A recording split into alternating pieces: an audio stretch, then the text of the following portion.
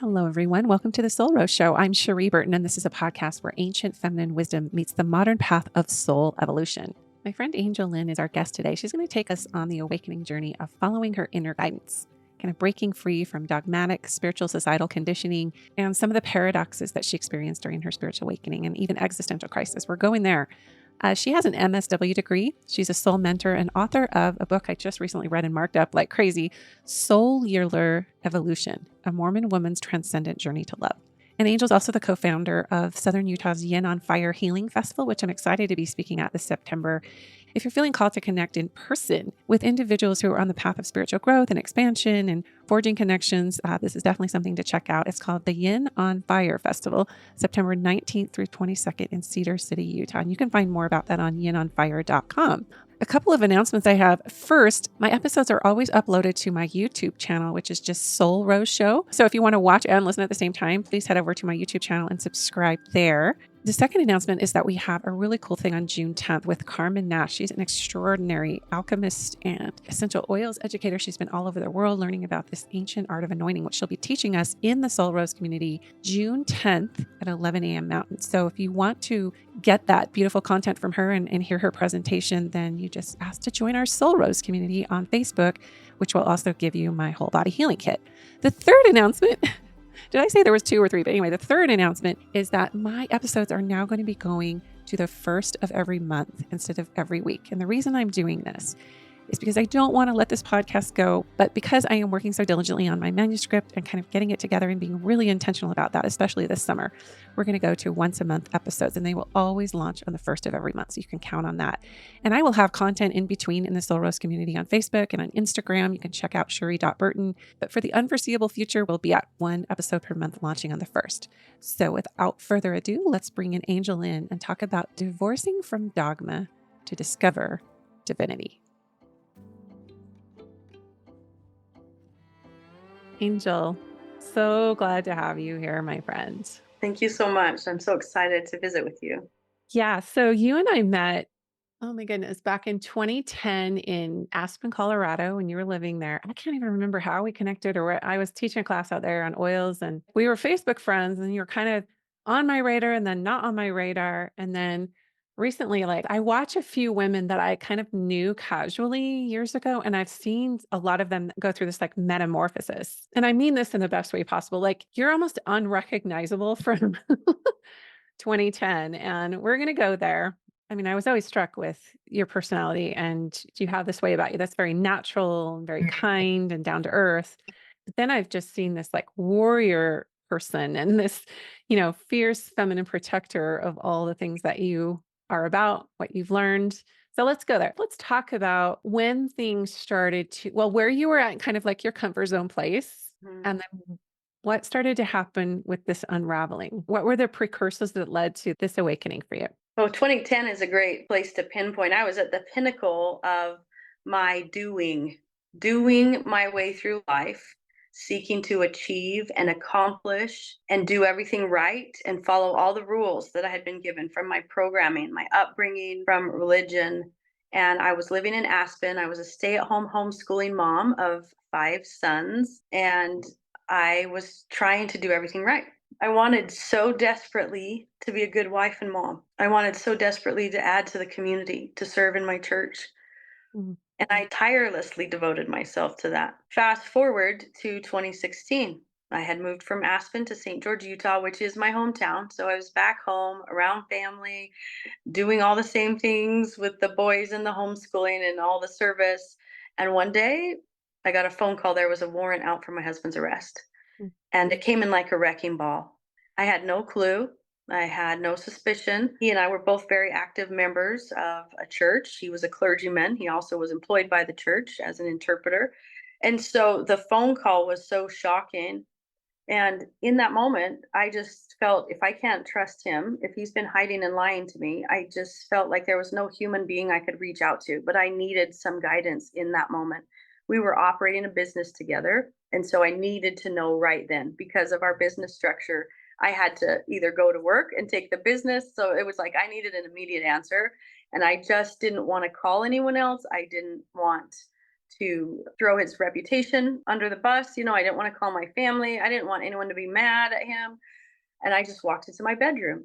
And the first thing I did was looked at my bookshelf, and I had just collected church material. I had scriptures, I had manuals, I had magazines, I had biographies of church leaders. And I remember this moment scanning it because normally I had been taught to search your scriptures, search, ponder, and pray when you need an answer. And I scanned it, and the thought that came was, I know this material really well, and there's not a scripture or a verse that says what to do when there's a warrant out for your husband's arrest.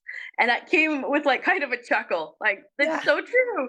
So I turned my back physically to the bookshelf, and I paused and I thought, if I can't trust another human, and I'm not really sure who and what God is, because we've been reaching and serving, and I thought we were operating all in alignment with this God. And now my life was unraveling. It's called an existential crisis in psychology, when everything you thought was true suddenly seems like it's shattered. So I'm standing there and it visually seeing my life shattered like glass on the floor. That's what I was perceiving. And in this moment where I paused, I was like, who do I turn to? What do I turn to? There was this me inside, Angel, just the pure soul. That's what I call it, is that pure soul says, you can trust me. I got me. I have to turn into me. An angel has to ask for help. And in that moment, I went inward and upward. That's how I describe it later, because I learned that my whole life I had been going outward to get upward. I had been going outside of what my inner knowing or intuition might say, to trust voices of authority around me. Everything from the medical field to the education field to the field of religion to my parents to so I had been programmed to go outward and upward. They would lead me to truth. They would lead me to God. And in that moment, when I couldn't trust another human, I went inward and upward. And I asked the question, what do I do now? And the thought that came was, put chicken in a crock pot. That was startling because it didn't seem to be what I was looking for. It didn't make sense. But so quickly, as quick as it came, and my mind wanted to challenge it, I realized there's a part of me that deflects inspiration. There's a Mm. part of me that says, that doesn't make sense. That's awkward. That's new. That's whatever. And my soul was saying, you just ask a question. And either there is a source of truth or there's not. For you to reject the first answer that came through would be for you to dismiss the power of the divine. Like, Mm. and this just hit like lightning. It takes much longer to explain it in words. It was just this knowing, like, did you not plead for help? And I was like, I did. And then it was like, trust it and see what happens. So I walked into the kitchen and I got out the chicken and I'm filling a crock pot and I look over and I remember, oh yeah, I have 5 sons. They have no idea about what's going on in the family, Yeah. the business, and they're going to need to eat in 4 hours, and I'm going to need to go to work the business. So I was like, that was the right answer. And I'm in shock. So I wasn't thinking logically, and to recognize the spirit of the divine gave me that small of a practical step. It was like taking me by the hand and saying, here's your next move. Yeah, what strikes me with that is just it's such a little thing because it wasn't even just about you, it was about your sons, and, like, it Mm, was just a very micro, which is beautiful, right? It's yeah. just like you said, it's such a small thing, but it was, like, freeing you up. By putting the chicken in the crock pot, I you were could gonna handle. experience freeing up so that you wouldn't Mm. have to so you could go do what you needed to do. Yes, and so all I noticed was, okay, I'm going to start trusting this voice. It was the first time in my life when I had prayed or asked a question of the divine and just implicitly trusted it. I also recognized in that moment, I've probably prayed thousands of times, Mm. gotten an answer that I rejected because it didn't make sense. So I discovered these 4 steps. I had been asking questions, rejecting or resisting the answers, doubting that I had the ability to connect directly to God, and then talking myself out of whatever came. And with this pivot, 4 new steps showed up for me. Ask a question, receive it. And I physically now will pause and breathe and receive. This is how I take in answers, is that I take the time to pause and I use the breath to remind me as I review the words that come to my mind as an answer. I'm breathing this in and allowing it to sit in my mind. I'm breathing it in and taking it into my cells. I'm breathing it in and allowing it to rest in my heart. And I'm breathing it in and acknowledging my soul just helped me source that. I believe my Yeah. soul connects me to the divine creator. But it was an absolute 180 from how I had prayed rejected, doubted, and talked Mm. myself out of things for Mm. years. And then the irony felt like I wasn't getting answers to prayers and that I Well, wasn't worthy. I don't know that we were ever taught embodied spirituality in Yes. church, right? Like, you talk about, bringing it into your being, bringing it into your body, noticing the sensations, and sometimes we don't trust those. Yeah. I think we can conflate, like, elevated emotion, like, with some of these things, and so it can be muddy for people. How would you I mean, I think don't you think it's individual for each person, how they bring that in and receive that? I mean, what would you say to somebody who's like, "I don't know, I'm, like, so confused, I don't know if I'm just making these feelings up because I wanna feel good and whatever, and this is a nice emotion because it's connected to this," you know what I mean? Like, this person or this experience, or is this actually the divine coming through and communicating with me? Yes, everyone does have their own experiences, and I see many parallels. In talking with people who are from various backgrounds and belief systems, I've practiced this hypothesis to see if what happened to me is replicatable. And I have found hundreds of people can understand this process. So I'd love to share it with you. Yeah. I view my being as an instrument, mind, body, heart, and spirit. I see them like strings on a guitar or a violin. I view them like that because if you have ever played an instrument or watched a musician before they play, they tune those instruments. If they don't, those strings can get out of tune. If I don't tune my mind, body, and heart to the pitch of my soul, which I believe is always operating in truth, always operating from a place of love, if I don't tune the rest of me, the more mortal parts of me, I will be out of tune with the divine. And that's a frequency thing too, because I think of music and I think of frequency and tuning to that, yeah, to the That's divine exactly where frequency. I was going, and so anyone that has listened to music can relate to this next piece. If you're listening to something and the singer is out of tune, if she's off key, or an instrument is off key, what happens in your body? How does your body respond to music that's out of tune? I'm so triggered by this, I can't even tell you, Angel. Like Goodness. pitchiness, someone's Yeah. platter or whatever, I'm just like, I can't. That meh, that what you did, like, you cringe. Your Yeah, physical body, totally. that's what I'm going for. Even if people aren't musicians, they have answered me 100% of the time that as a listener, their physical body cringes. This is a truth bomb.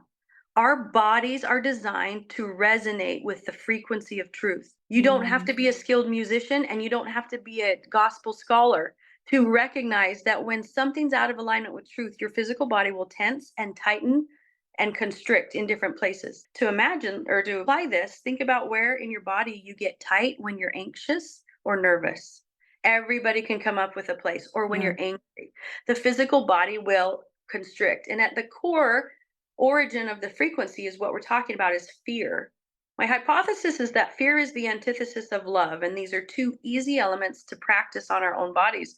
Recognizing when I'm in any fear energy, it is not truth, it is not coming from God. God does not speak by the power of fear, I believe. And I will say again and again, these are just my hypotheses. I am Yeah, not here to doctrine, but I'm living an ongoing experiment with yeah. truth and seeking truth. And so when fear comes in, the body will cringe, and fear can be fallacy, error, anger, fear, like that.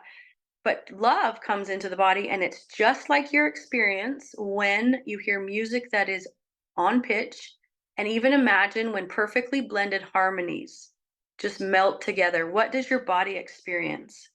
Resonance. Like, you just are like, "Ah," and you feel lifted. Yes. Yeah, I'm loving this too. So I like watching, you said resonance, and that's the word resonance versus dissonance. Dissonance is a clash, a musical term for a clash. But physically, many of us experience relaxation, goosebumps, tears coming to our eyes, our heart opening. There is a physical opening. So, exactly opposite of constricting, we have an expansion. Now, my Mm, hypothesis is when the divine is giving you an answer, your body will respond just like you're listening to music that is on point. mhm. And when you're having a mortal thought coming from a place of fear, your body will restrict just as if you were listening to music that's out of tune. So as I go through any moment, like I'm asking a question, what do I do now? And I hear put chicken in the crock pot. I check my mind, the first string on my instrument. My mind might say, that doesn't make sense. And I realize my mind is tuned to the frequency of the world. So it's not probably not ever going to make sense to my mind at first because God's thoughts are not my thoughts. They're not anywhere near mortal thoughts. And every time I've experimented, God's thoughts have been 180 degrees from what I would have expected. They are the absolute opposite or so transcendent. So I'll just notice and be like, okay, it doesn't make sense to my mind. So I'll check my body, but my body's saying yes to this. My body's saying Mm. trust it. And then I'm like, check my heart. What does my heart say? And I just feel love or peace. Okay, I'm going to go with it. Then I'll go through the steps. I go put chicken in the crock pot. Now my mind tunes. See, you needed that and you didn't even know.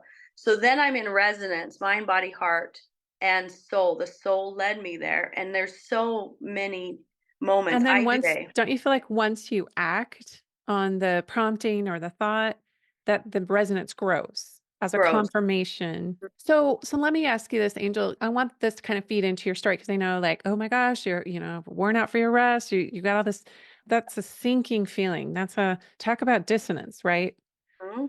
And usually those moments in time open up a portal into a new kind of awareness or path or, because that moment's kind of like an initiation point, an entry point into the next level, especially if you're asking and seeking and wanting and in the recesses of your heart to do the right things or, to expand, as you're saying. So help us understand kind of like did you have dissonant feelings before, like in your marriage? I know that when you talk about an existential crisis, I mean, there can be usually existential crisis, like everything blows up, everything you thought you knew, Yeah. like everything comes into question. You get really attuned to the illusion or the illusory aspects of your life.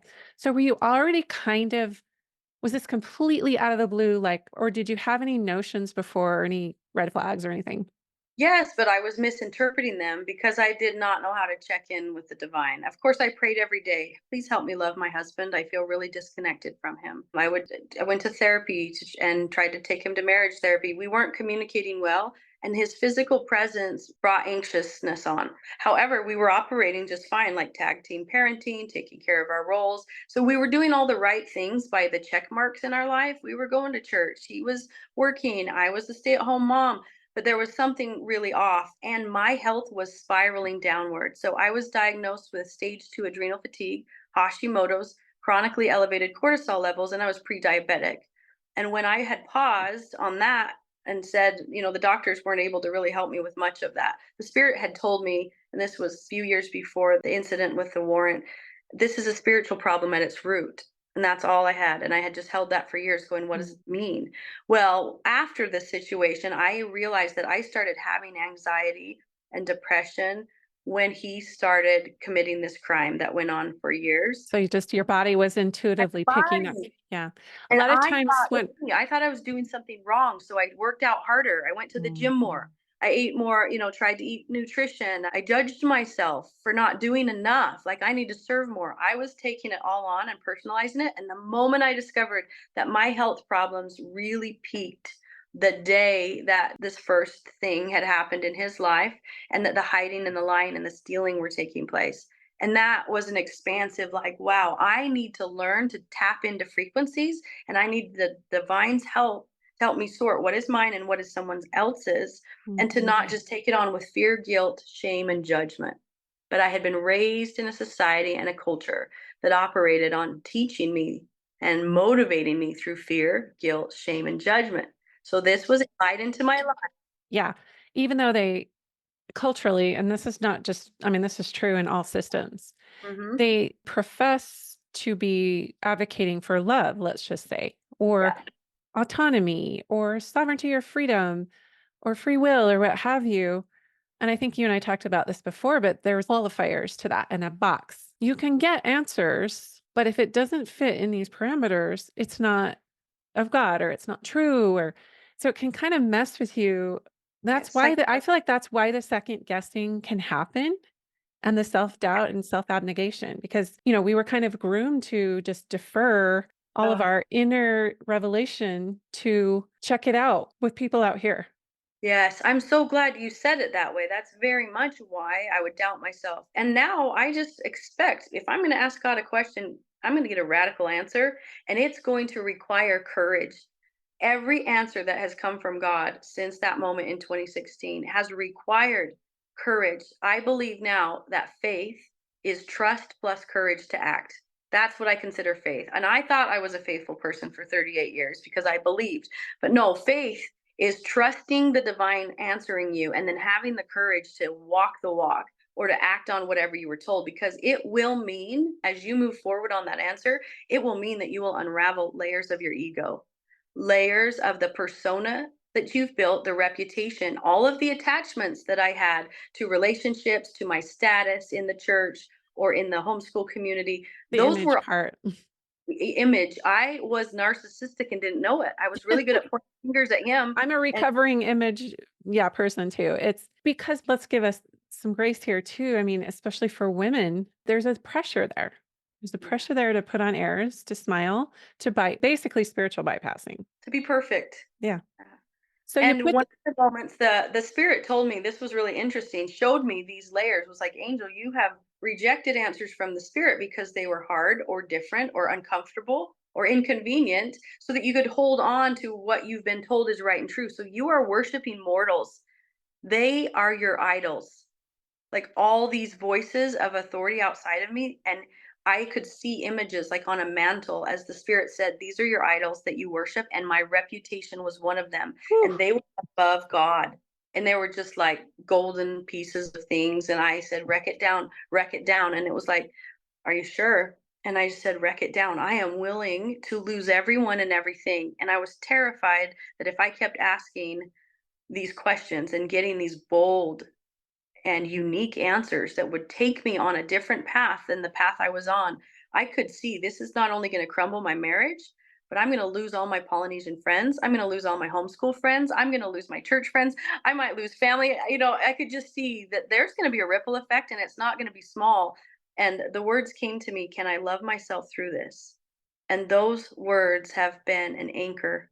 Can I love myself through this? mm, Because when I call that question, it's calling love into my being, and the fear cannot stay present. The frequency of the fear of losing friends, family, losing my identity, it can't stay in my body. So that resonance or the dissonance floods out of my body and resonance comes in, because the answer is yes, I can love myself through this and God will love me through anything. So there's this fortification in my very being that says, okay, let's do this. Whatever the next thing was, let's do this.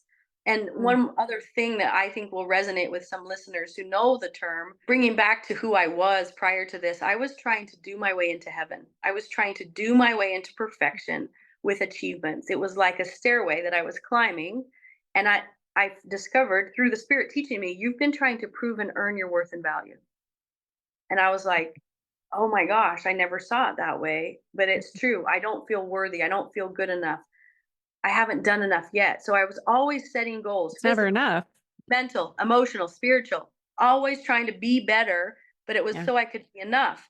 And the spirit said to me, that's your modern day Tower of Babel. Mm, So in the Bible, it talks about the Tower of Babel being a place where people were trying to get closer to heaven and God by building a tower in the center of town to climb up to it and get on top and thinking that that would get them closer. And when the spirit said that, it came in like a wrecking ball and just shattered paradigms I had held on to for so long. mm, Because, Angel, you're using your achievements, your doings to try to get closer to heaven and God. And I said, tear it down and then teach me what's the other way. And the other way is to just be, to realize number one, the fact that you exist is evidence you're worthy to exist. You're not an accident. You're exactly mhm. what God wanted you to be and to do. Yeah. And then from, so I don't have to prove myself. What do I do now? And it was like, return to that, find that in you. And that was finding my soul, listening again to my intuition. The more I did that, the more awe and wonder I had that this being, me, can connect directly to the creator of all things. If that is true, and that's what's happening, that I'm communicating and channeling truth and being guided in every moment that I go inward and upward, that is so amazing. There's nothing I could achieve on earth that would be more valuable than that connection. So worth just descended on me. Angel, you don't have to run another marathon. You don't have to write a book. You don't have to homeschool your You don't kids. have Like to you don't, do one more thing to earn anything. no, you can come back to just being. So I want to ask you through this process of kind of this unraveling and sort of questioning everything that you shared something about there were some radical things coming through that maybe didn't make sense in your mind or they weren't part of your programming or what you were taught or whatever, just kind of flew in the face of that a little bit. I want to ask you maybe just think of maybe one or two things that were super radical that you maybe didn't know how to place until you started to integrate it or move on it. But it also struck me as I was listening to you that oftentimes, especially in like cultural religious, systems, we actually pray to have our beliefs reinforced Yes, lady. Oh, over and over. We're just praying to strengthen our testimony of what's already there, the traditions, the doctrines, etc. But we don't often pray to just have our mind and heart and gut open, like those three centers you were talking about. mm, And you mentioned pause, breathe, receive. That's my mantra is stop, breathe, receive. oh, And I actually have met so many people who their access point of awakening was taking literally everything that they have ever been taught in school and online and media, church, families, whatever systems, completely taking all their books, all their programs, all the trainings they went to, and just being like, putting it over here, teach me. And then just opening up to that. And it can feel really daunting, but how different is that than praying and prostrating yourself to try to capitulate to what's already been placed before you versus being taught with living truth, living words, living direction for you personally. And some people think that's completely heretical. So maybe it's so share hard. your thoughts on that and then also share maybe something radical that came through that you were like, "Wait a minute. I'm not supposed to believe that." Yes. Oh, so much of what you just said has been my experience. I was shown in that moment. Did not need to go back to my bookshelf. I didn't need to go back to listening to podcasts. I didn't need to go back to mortals because there is a 24/7 live stream available to me from the divine.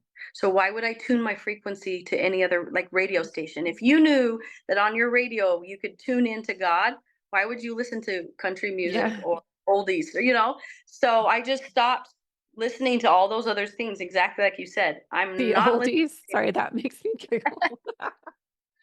Oh. Yeah, Mm, it's like the old programming. Stop yeah. listening to the oldies. Quit playing on them on repeat. Okay, so going inward and upward. Well, immediately, the same moment that I discovered there was a warrant out for his arrest, I want you to know too, there was a moment of from shock to I got to ask questions. I mean, I'm speechless. I knew as a human that I need not open my mouth to my husband because I would slay him with shame Mm, and rage and anger. So I turned inward and upward. And long story short, I was shown his innocence. And it's the most beautiful thing. Every person is doing the best they can with what they know and feel and fear in this moment. beautiful. So they are ignorant of knowing how to operate in any other way than how they're operating. And we can argue that, but if you don't believe me, just Well, ask no, God. that's actually a Christed statement. I mean, they know not what they do, right? That's what I felt as soon as it dropped in. I was like, there is so many moments. Forgive them, Father. Where Christ's example is saying people are innocent. You're free. Go and sin no more. Like, I forgive you. It's never been a wrestle to be forgiven because where there's ignorance, meaning I don't know what I don't know. So I'm only operating out of what I know right now. Where there's ignorance, there's innocence. It's a synonym for me now. So my heart was softened. I didn't immediately say like, "Oh my gosh, this marriage is over and I'm out of here." I was not mad. I even said to him, the first conversation we had was, "I'm so sorry to hear what's been going on for you. I have nothing but compassion." And he said, "I did not expect you to say that." I said, "You and me both, bro. That is not the angel you've been I married know to." when I read that in your book, I'm like, I'm not sure that I would have the semblance of, It had come through so strong. fierce feminine mama bear comes out sometimes. And you just go into protection mode for Yeah. your being and your children and your family and the lifestyle and everything. And so that took a lot of discipline and tuning in for you to do that. Yes, and I just adopted. I'm just going to act on courage with all these things coming through. I am not trusting the mortal mind, even my mortal mind, anymore. I will act on things that drop in and do that resonance. And to say those words to him brought resonance of peace. It was more powerful than the raging angel. I was shown that I had been a Pharisee. I had been a Pharisee. I had a religious ego. So I want to move forward now with I did not intend to divorce him. It wasn't because he did something wrong and I was going to blame him for our marriage failing. I just continued every day to ask, what do you want me to do and where do you want me to go? And minute by minute, literally living in kind Mhm. of a state of shock still because I had no idea if he was going to go to jail and how I'd provide. And but little by little, 2 months went by. And one day when I asked, what do I do today? It was fire him from the business, tell him to move out, and tell him you're going to file for divorce. And I rejected it because the Mhm. programming said that's not what you do. You've been married and sealed for time and all eternity. So I went back to the mortal box, the mortal programming. Here's what's right. So my mind was saying, no, that can't be from God. Weeks went by and I kept asking what to do. And a second time it came through in the exact same words. And I was afraid that that is wrong, that I'm supposed to endure to the end and help fix this. And 3 months went by and it came for the last time. It was given to me and it said, this is the final time it will be delivered. If you're not going to act, it won't be given anymore. Mm. And I again got to look at the next level of who and what do I trust? Am I here to worship man? Am I here to stay in this marriage from a place of fear? Do I need to know first what God's outcome is going to be before I have the faith to act on this? I want to make sure he's okay and I want to make sure that life's going to get Yeah. better if We wanna or just, like, control or see what's yeah, and that is faith, right? The faith is acting without knowing. absolutely. Yeah. So, okay, so take us through that. So you listened. Yes, You so here's you where the you're next finally like, "Okay, got it." thing happened. So I've acted on that. And then the very first day that I was alone in a house, I thought, I don't know how to be a single mom. I don't even know what to do now. Having been a homeschool stay at home mom, like now I need to go to work. And so my next question is, what now? Okay, I acted on that. He's out of the house. I've contacted a lawyer. Like I took those steps. What now? And the spirit said, you need to go away from here. You need to go into nature and you need to spend a couple weeks meditating. And I said, okay, that's the what piece. I learned to ask what questions. What do you want me to do? What am I to learn from this? That was a new way to pray. I used to pray asking, how am I going to get through this? Or why is this Mhm. happening to me? So I asked a what question. And within a couple of days, a friend called and said, Angel, I just bought a home in Maui. You should come visit me. And I thought, hot dog, God, that's a great idea. I'm going to go to Maui. And I got online and saw the airline tickets out of Vegas to Maui were $530, and my heart sank. I had zero money. I had zero of my own savings. We were poor and living on food stamps and struggling with the business. I thought, okay, I can go donate plasma. I can do this. But then I thought, what's the word on the street going to be? What will people in my ward say? What will my bishop say when Angel, who's getting help from the ward to feed her family, takes a trip to Maui? So I dropped into shame. I even thought, what would my mom say? I could Mhm. imagine her voice saying, how could you take a trip at a time like this and leave your boys home when their parents are divorcing? So voices of shame and doubt came in and I sank. And in that moment, there was a sudden sensation like I had just been locked in a cellar. The cold shivers came over me and Mm. a sense of darkness, like a door had been shut. And so I paused and I remember just going, what just happened? What just happened? And the spirit had just left me. I had been receiving light in through the top of my head, like love and warmth for months as I turned inward and upward for answers. And suddenly I was cold and alone. And so Mm. I said, what just happened? And said, you just shifted out of faith and into fear. You have been listening to the Lord for months and acting with courage and trusting. And you suddenly took this answer. You had the what, go into nature. You had the where, Maui was open to you, and you went into fear. And I repented of my fear for the first time in my life. And I discovered when we repent of fear, there's nothing more to repent of because you shift back into love and in obedience to the divine. I said, I apologize for worshiping fear. Anything you listen to above or outside of the divine is an idol. So Yeah. I said, cast this idol of fear aside, and I come back and I will trust and I will move forward, even though I didn't know the how or the why. So I call this the co creation of miracles with God. This is the pattern, the what and where miracle, the what and where pattern for co creating miracles with God. If I ask, what do you want me to do and where do you want me to go? I will be told. And I discovered that that pattern is all through the scriptures and any story of a disciple. They ask, what would you have me do? Where do I go? And you do it. So once I committed, the very next day, I got a letter in the mail and it was from commercial insurance company that our business had. And it said, you overpaid in the last quarter. Here's a reimbursement check to Angel for $590, the Whoa. exact dollar amount of that flight. And Mm. that's when it solidified the pattern I'd been learning for months. If I stay in my domain, asking what and where questions and then acting, God provides the how, it just shows up and later explains the why.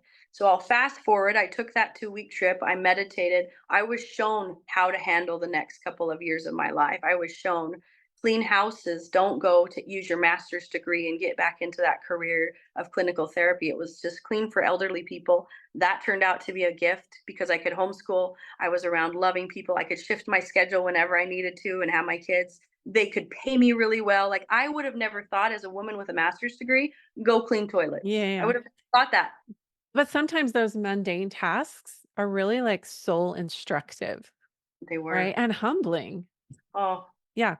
So, okay, let's move into how did this affect your religious path? Because you had this, like you said, you had, things were pretty comfortable yeah. and you were doing the checklisting things until you kind of couldn't or lost the impetus because of life.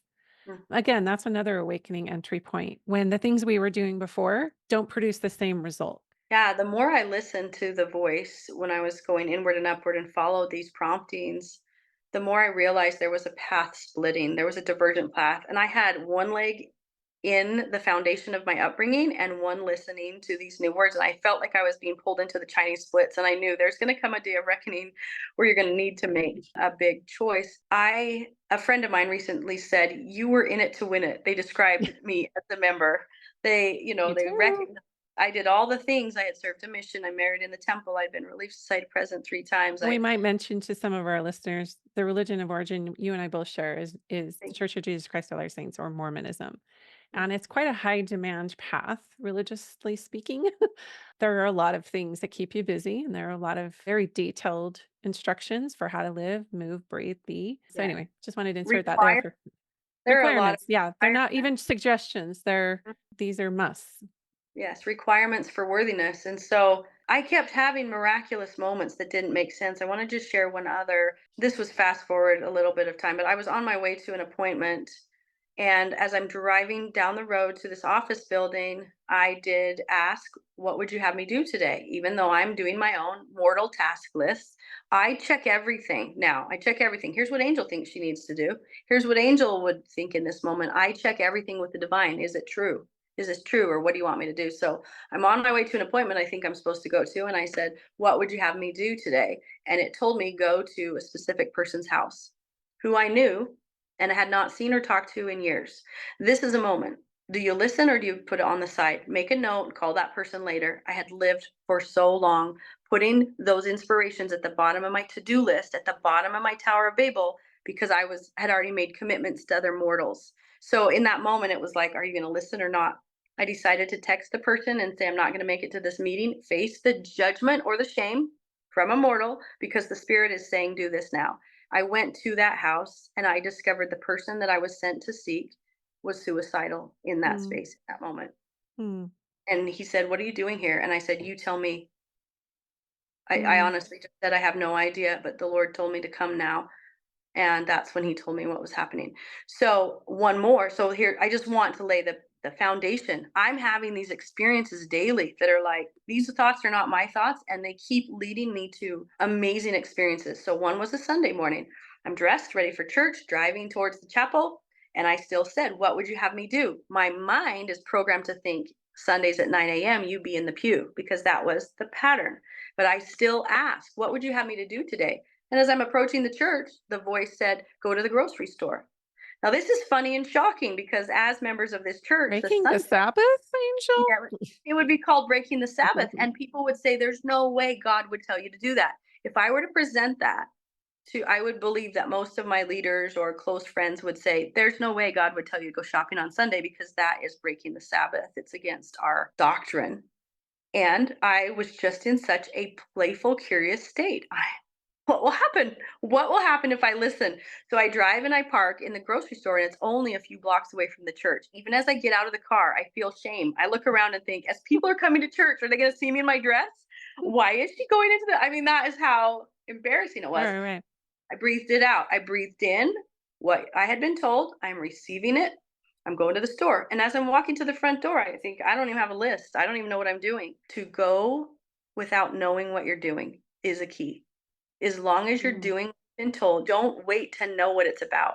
I got to the door, they open, and there's a greeter for the store who happens to be a quote unquote inactive member of our congregation.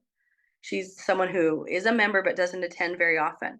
And when she attends, she smells like smoke and she wears immodest clothes and all these rules that she mm, breaks. And yet she and I had bantered enough to become friends whenever she showed up, and mm. her language didn't offend me.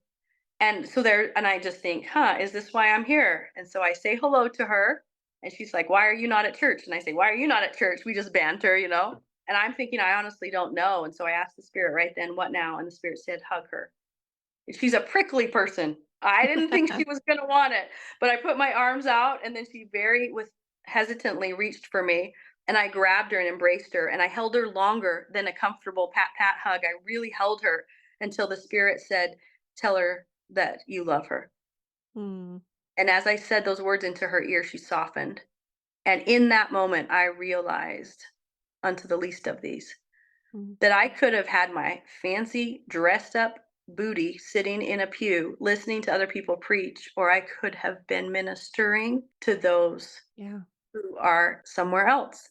It made Mm, so much sense. And she's a single mom and she struggles. She doesn't have a support system.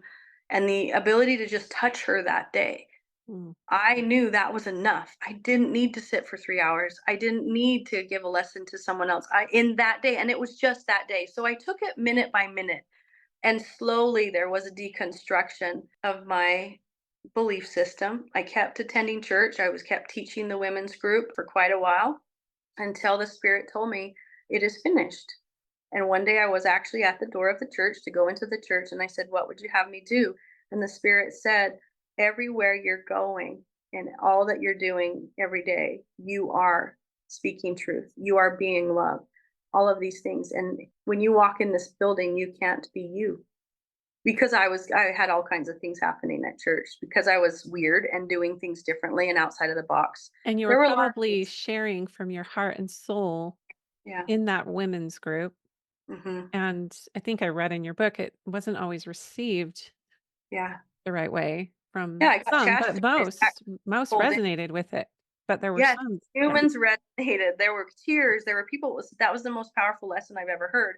That really touched me. And at the same time that that happened, I was reported to our clergyman, called a bishop, and brought in and sat down in front of him. And he chastised me for not teaching from the manual. and what was the manual? What was the content that you were like, "Ah, I think I'll go with my heart on this one rather than by the book?" I had studied. It was to regurgitate a conference talk of a leader, and I had read it 3 times and prepped the lesson. One of our male priesthood leaders' words, and I was supposed to regurgitate it and teach it to the woman, even though they'd already listened to it during the conference and they had copies of the magazine at home. That's what I was to teach, and I had planned that lesson with that heart in mind. And then in my planning, I had closed my eyes and pictured the day, and I saw every woman sitting in a specific space. Like, I saw the women of my congregation sitting in these seats, and I saw myself go through the lesson. When I got there that Sunday, every woman was sitting in the exact seat that I had seen Mm, her, including the woman on the back row in her 80s on oxygen. That's what first caught my mind, is like, I knew she was going to be sitting there. I knew this one was going to be here today. I knew this lady mm, that's normally out of town was going to be on the front row. So I trusted my heart and I just taught from my heart. And I taught the principles of that talk, of that lesson. And I taught them through the filters of my heart, soul, and experience as a woman. as a woman, and that's key. I feel like we don't have in patriarchal systems, there is not enough women's history or women's embodied knowing or you know what I'm saying? Like, the authority part of it is looming so large that we miss sometimes the heart of what these doctrines are supposed to lead us to. Yeah. And after that meeting, a large majority of the room stood in line to come up and talk to me. So I was on this incredible high of trusting the divine and having that woman on oxygen. She waited in line with her oxygen tank to come to me and said, I have never, in all my life as a member, I have never had a lesson that hit me like this. And I just hugged Mm, her and said, thank you. Then, right after that, as I'm walking out, I get called in to visit and to be chastised to be told I did it the wrong way. So I just kept meeting these contradictions. But as a teacher, I'm told to pray and ask the Spirit for direction and teach by the Spirit. But then in reality, I'm being told, no, you teach what we tell you to teach. So eventually, it did come to the moment where I was at the church to go in, and I paused and said, what would you have me do? And the Spirit said, you are a living transmission of truth and light and testimony everywhere you go. You don't need to preach to these people. Like, you don't need to have a Mhm. calling here. You don't need to stand up and bear your testimony. Like, Go it's not be. obligatory on you. It's not being put on you and Yeah. imposed Yeah. on you, I guess. Yeah. You don't have to be here to get your worthiness card. And so I just asked, where would you have me go? And I wasn't like going to make a direct exit from the membership in the church, but just today, where do you want me to go? Today, where do you want me to go? And so I have been led to many other places on Sundays rather than to be in a pew. And sometimes I have been led back to be in the pew. And so I live trusting that the divine is my guide and that Yeah. what mortals think is what mortals think. It's irrelevant to me now. That's so beautiful. As I'm listening to you, there's a lot of parallels with our path sitting in church. And I'll just share this really quick. It's coming through if intuitively feel like I should.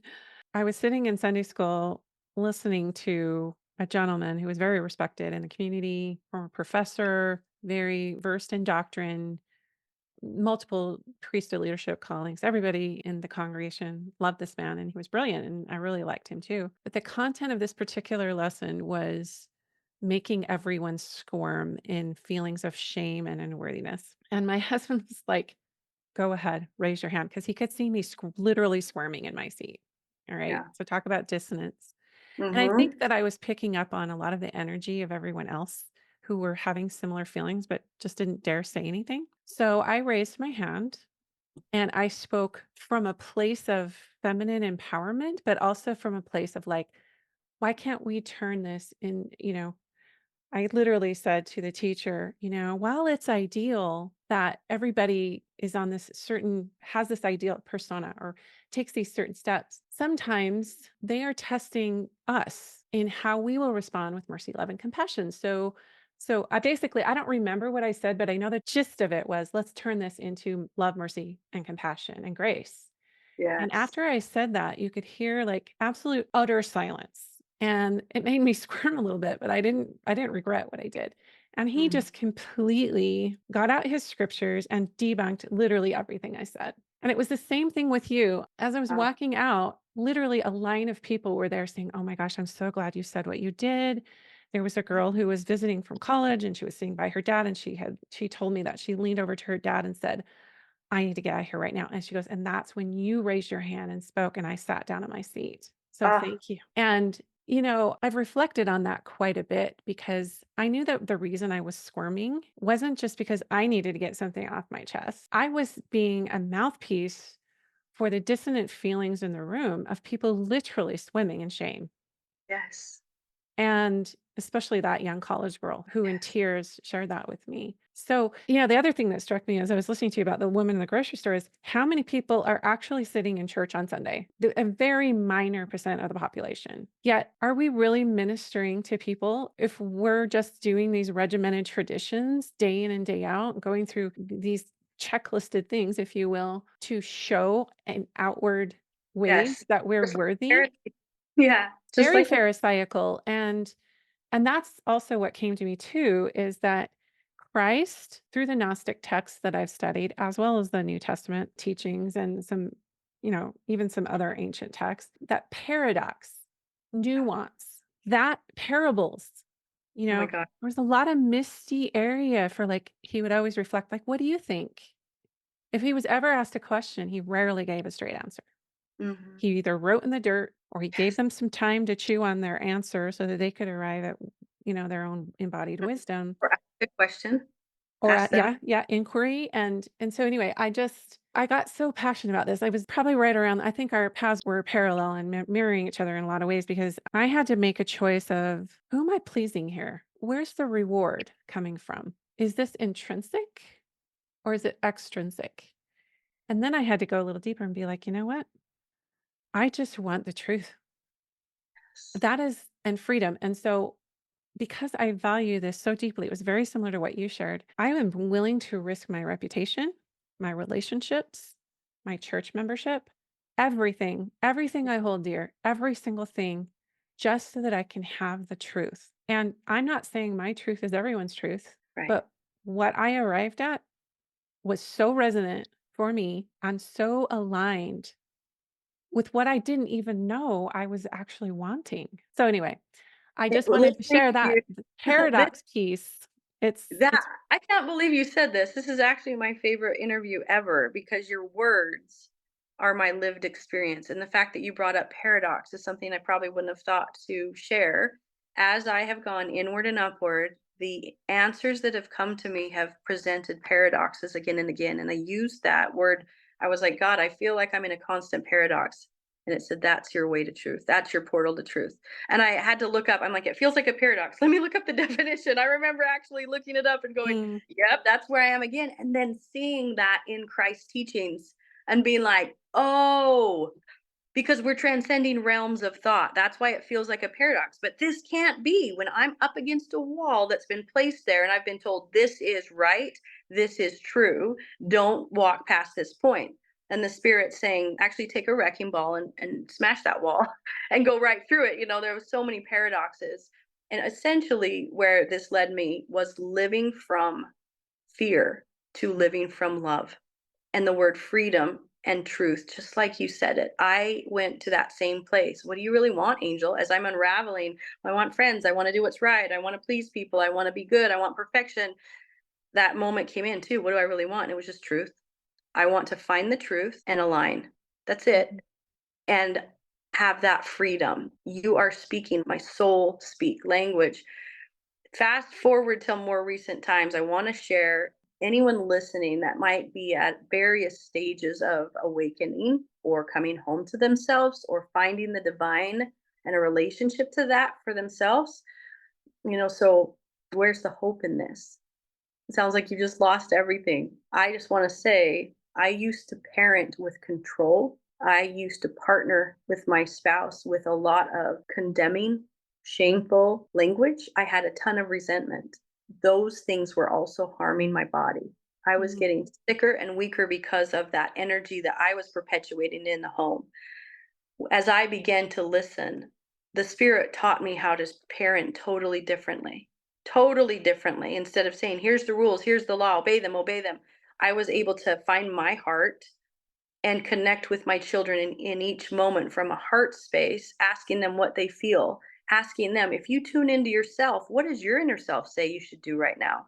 Which is that And reflective listening that we're talking about Jesus was doing. Yeah. yeah, and me showing them, I believe you're a divine being. You might have fewer years on this planet than I do, but I guarantee your soul is as brilliant as mine and as worthy to connect to the divine. So if we just get still and I allow you a moment to check in and say, what does your heart want? Mom, my heart doesn't want to go to church today. I'm willing to trust it. Mom, my heart wants to stay up past 10 o'clock. All the rules. Mom, Mm, my heart wants to watch this movie, and I let go of fear and control and fear and control. And in my book on page 169, there is a quote from my son who was mm, 9. He says, we were out walking and he said this to me. When you realize your mom had to let go of God to meet God. mm. When a That's 9-year old powerful. could pick up on my shift, that I let go of the God that man had created to discover the God that created man. That's Mhm. exactly what happened, and he could feel the shift. And more recently, my 16-year-old son just said to me, I'm glad you changed when you did. And he brought it up kind of randomly as I was taking him to work one day. And I said, what are you talking about? And he said, if you had changed when I was little, I probably wouldn't remember or have noticed the impact. And if you had waited and changed when I was older, I might have been repeating your same habits of controlling, angry parenting. And he said, but you changed Mm. when I needed it the most, and I see what it means to live your life by love. So some of the ramifications of this shift, while seemingly scary or terrifying about what we lose on the outside, was not only am I getting these reflections from my own children, and not only now am I in a partnership that's so epic and unparalleled. I've never seen a companionship like the one I Well, have let's now. yeah, so you did get divorced, just so I we did get divorced, and yep. you're now in a longer term relationship that's been 5 years. Probably we'll get to that in a minute, but can I just read this part in your book that to our listeners that I really appreciated? It's all about trusting and letting go of judgment. This is what you say on page 171. When we live seeking validation, we give up our freedom by allowing others' opinions and ideas to govern our beliefs, emotions, and behaviors. Instead of looking outward for answers, guidance, and governing, we can begin to practice going inward to our true selves and then upward. And you talked about that. The teaching of spiritual practices, even with the best of intentions, can easily spawn spiritual confusion and idol worship. You did talk about for much of your life being an idol worshiper, and then these truths that came through, and I'm just gonna rattle them off, and you can tell me which one as we kinda wrap up that you want to extrapolate a little bit more on. So there is, let's see, discerning darkness from light, darkness and light. Again, we get into some paradox there. Mhm. Separating error from truth, perceiving fear and love, experiencing sadness and joy. So these are all polarities, right? The extreme end of each one. And then observing chaos and peace. My favorite one that you wrote about was playing in captivity and freedom. Of all of those, is there one that is especially meaningful to you that you want to share with us as we kind of round out our discussion? Sure. I think discerning truth from error, I now have set aside the words good, bad, right, and wrong. I no longer seek to judge myself, my thoughts, my actions in those terms. And even that is threatening because you say that, and in my programming, it'll be like, oh my gosh, now you're just hedonistic, or you're some kind of a non religious person. But I replace that with I seek truth and I seek to see truth versus error. And why it is because I recognized everything in my life that had a label of that's good, that's bad, that's right, they're wrong. It was all from what mortals had told me. So I have these hardcore definitions with which I'm always judging myself and others against, and it's not necessarily true. Every moment I can ask God what is true. So I'll notice that I'll have a judgment of something like they shouldn't be watching that. They shouldn't be saying that. I'll catch it in my mind because I observe my thoughts now. I pay a lot of attention to my thoughts and I go, oh, who or what taught me to think this way? And if it Mm. goes back to a mortal moment, the spirit showed me, Angel, if any mortal taught you to believe something, there's a potential margin of error. That was a powerful awakening. So if there's a potential margin of error with a thought that I have, it might be common popular thought, it might even be researched evidence. If it came from a mortal, it's worth checking. So I will just stop and go, Spirit, I'm noticing that I just thought they shouldn't be watching this. What is true? And in that moment, I'm taught the truth. And that's my truth. And it's not for me to go and tell the world, here's what's true for everybody, like you alluded to earlier. It's me knowing what's true for me in this moment. And it absolutely shifts everything. There's no way that an overarching, generalized set of doctrine can effectively guide people in every day of their life without the sovereignty of being able to go directly to the source and trust that. And the biggest shift in my life is I've gone from being one of those women who would sit in the women's class and say things like, well, I just get confused sometimes. I don't know if it's the spirit answering me, if it's my own thoughts. That's such a common Yeah. fear. And I And that's believe kind of what I how I opened this discussion mhm, because we have been programmed and conditioned mm. to self-doubt Yes. due to perhaps we're not quite worthy enough to get the answer in that moment. Yes. And that I feel like that's actually really sinister. I'm coming to believe more and more just how sinister that is. Yeah. I agree. It robs people of their own, like you're talking about, the sovereignty of personal revelation. It robs the soul if we're always constantly asking if we're worthy enough to get truth. Yes. Well, what does that even mean?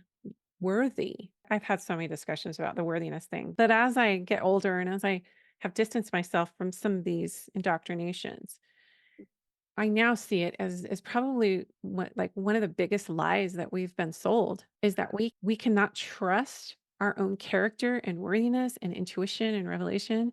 We have been, and that's not just true for religion, it's just everywhere. True in relationships. It's true in the workplace. It's true in so many settings. Yes. That we Yeah. could be separate from the love of God, that we could be separate from truth, from spirit, from knowing for ourselves. And, I know there's a big mass conscious awakening happening with this right Yeah. now. Yes. And I'm grabbing the popcorn and I'm just watching. I mean, you can see the unraveling. You can see the wheels turning with a lot of people right now. Angel, I want to talk about this event coming up that I'm so excited for because, well, first of all, tell people how Yin on Fire happened So as because, I'm yeah, awakening, it's yeah, I'm starting to have this experience with direct with God, and I'm losing connection with my lifelong community of friends. And I was just asking God, where do I go to find people? And I had been noticing for several years as a native of Southern Utah, and then I had this business that had me out in the community more recently, that people were flocking to this area and they all would share similar stories. I never intended to move to Utah, but we were driving through and just felt like we need to be here. So many similar stories. And I started collecting like numbers in my mind and noticing something's happening because the common denominator was they were spiritually awakened, conscious people, or somewhere in the healing realm, healing modalities. They were practitioners of this. I was curious for years. And I asked God one day, what do I do with this? Like, I'm observing it. So is there something you want me to do about this? And I heard the words, gather them, gather your tribe. And I held that in my heart. And then not too long after that, see, I asked, what do you want me to do? So the next question is, where do I go? That's my pattern for co creating miracles. Where do I go? And a friend said, hey, I've got this land in Cedar City, Utah. If you ever want to do an event out here, I've got 65 acres of venue land. Tell me what you want to do. And so I started to ask the spirit questions. What does this look like to gather people? And the idea of a conscious festival, a conscious convention was the first word. And then it became a soul sibling family reunion. Gather the souls that are being awakened and they feel like they're operating alone or in isolation and start to bring them together and let them know they're not alone. This is happening. We are awakening globally.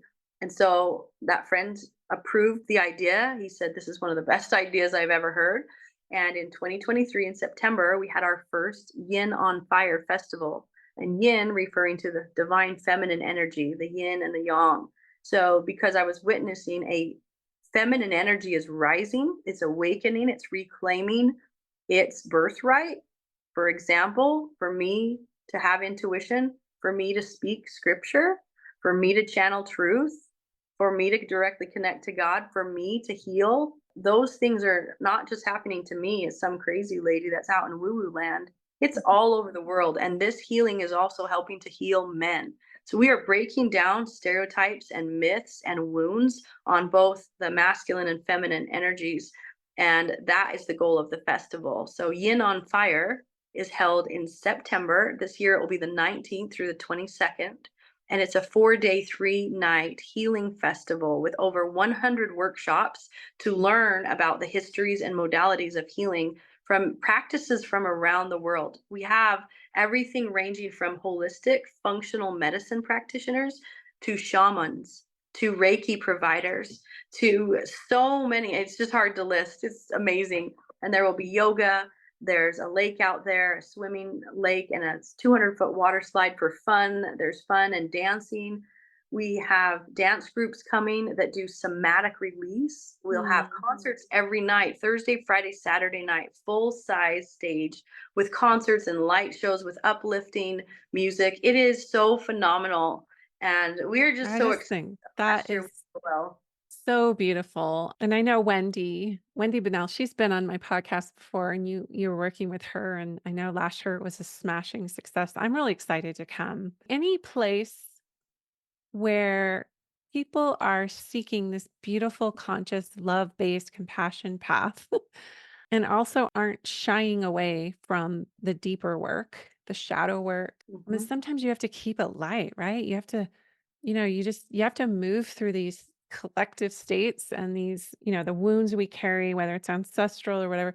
That when you, like you're saying, like when you gather, you fortify each other. It's also very affirming, like, oh, well, if God wasn't spearheading this, and if I was wrong to leave this other tradition to come over and do this, why would it be so? Why would it resonate so much? And why would the tree be bearing this beautiful fruit if it was wrong? yeah. I love that you Um, use the words, the resonance and the fruit. By their fruits ye shall know them.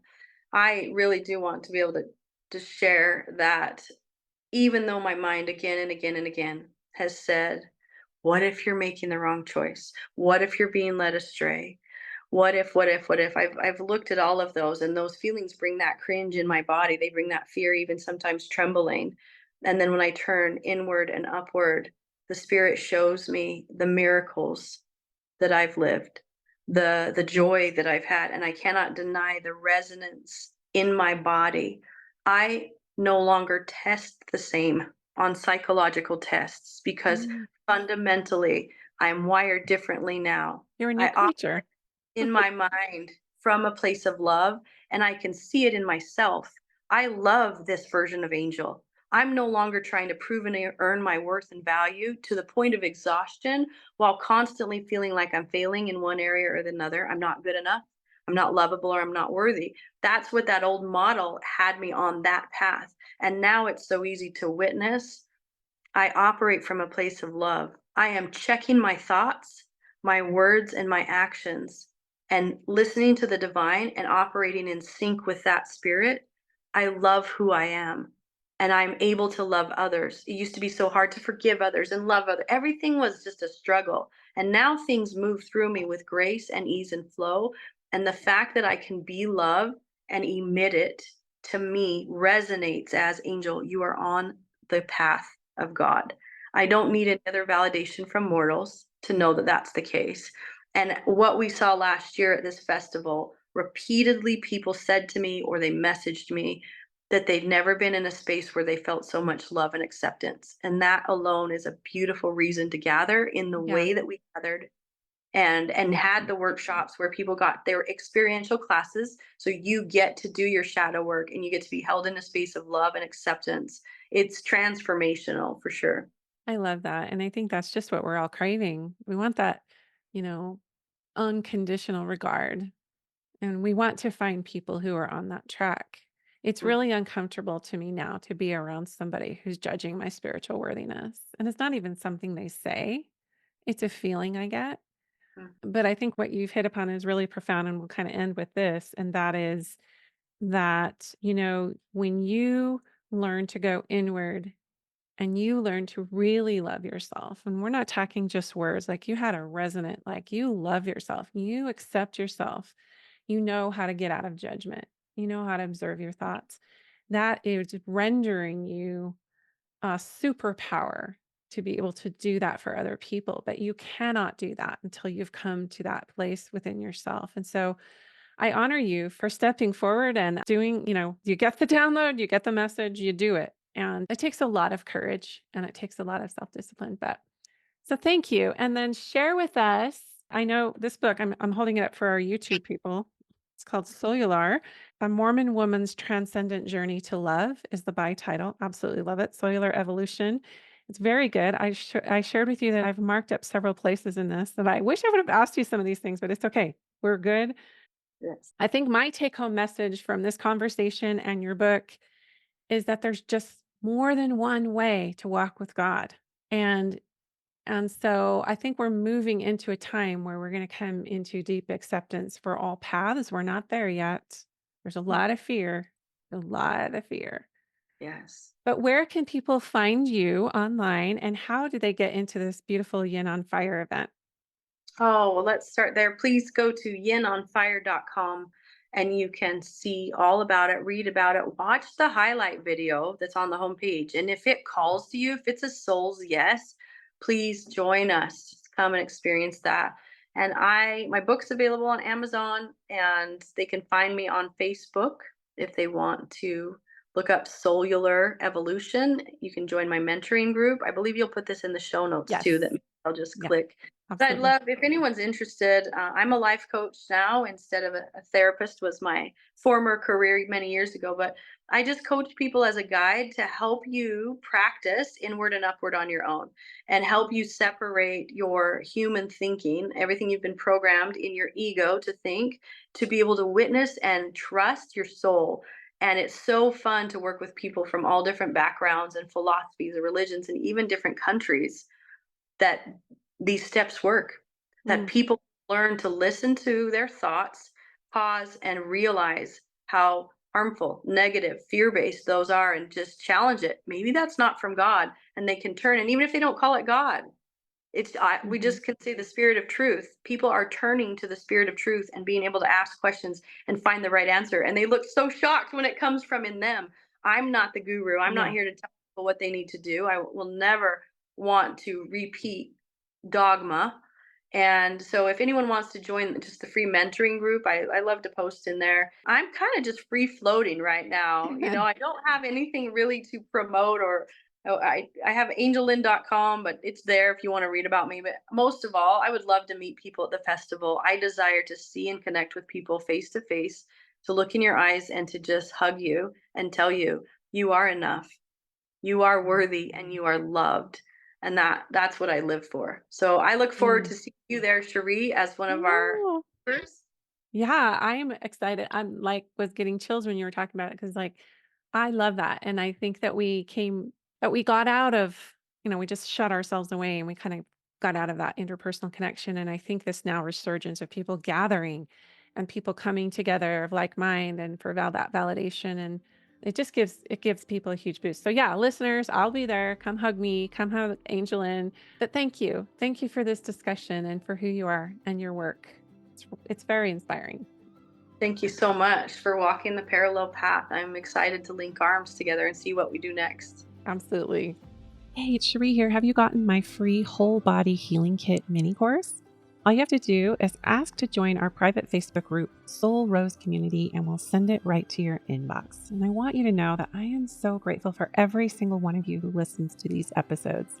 You can follow me on Instagram at cherie.burton to deepen into the discussion that you heard today. And I would be ever so grateful if you would leave this podcast a positive review on Apple Podcasts. This allows many more people to find these kinds of healing and empowerment gems that we bring forward in our discussions.